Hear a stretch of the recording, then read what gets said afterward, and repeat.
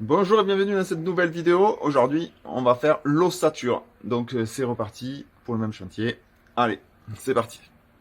Donc on va le faire en théorie, parce qu'en pratique, je vais vous montrer la vidéo de comment j'ai fini en fait, puisque j'étais parti sur un domaine et j'ai passé 1 heure vraiment pour savoir.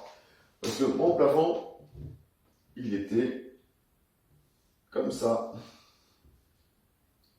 Donc j'ai positionné mon laser pour avoir mon niveau, et toutes les poutres en fait étaient pas de niveau, ça je le savais. Donc au départ, en fait, sur une ossature normale, on aurait fait comme ça. On aurait repiqué, en fait, le plus proche possible du plafond. Et ensuite, pour éviter de s'embêter au niveau des coupes des plaques, pour refaire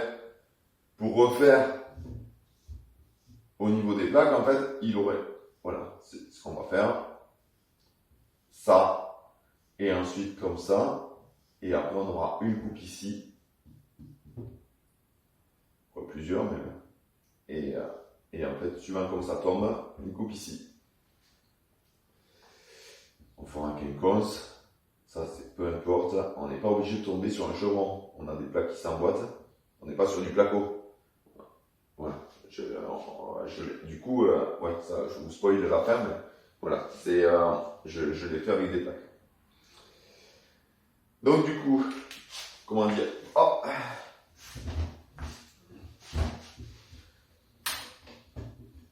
On a notre plafond. Donc, j'ai positionné mon laser là pour avoir mon niveau. J'ai positionné mon premier litho. Donc, je l'ai fait par un litho 3x4 acheté chez Chausson. Voilà. Donc, qui est déjà traité. Et j'ai positionné, ici j'avais une poutre.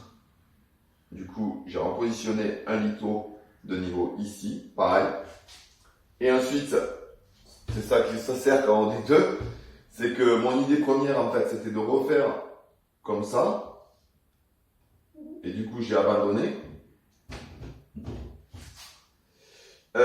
Du coup en fait ces 2 lithos m'ont permis de récupérer mon niveau et de me repiquer.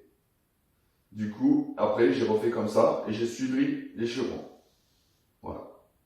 Donc vous allez le voir le résultat sur la vidéo.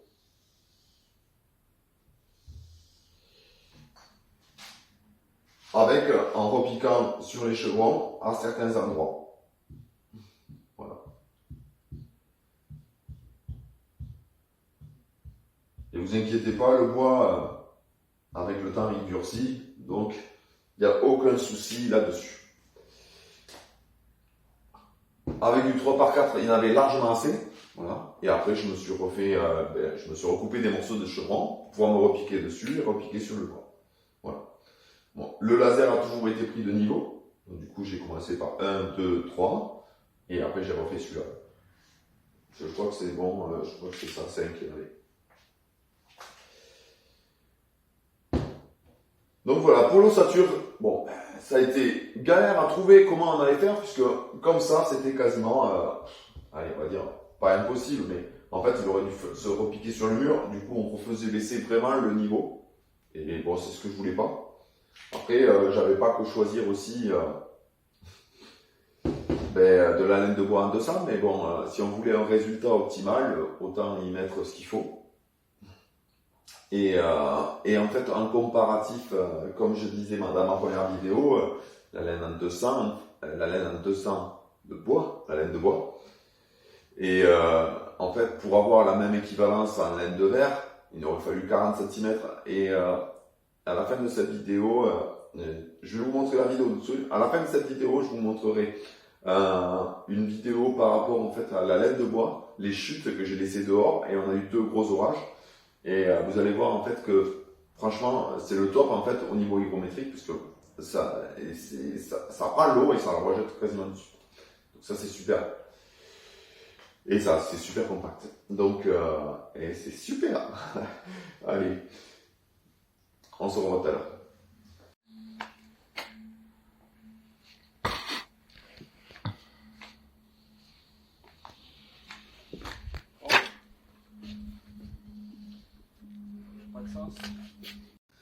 Merci d'avoir suivi cette vidéo. Et abonnez-vous pour voir la suite. Petite vidéo juste pour montrer la laine de bois. Donc hier il y a eu un gros orage et là c'est pour aller à la déchetterie, donc du coup elle est là. Et là on peut voir vraiment qu'elle est complètement sèche.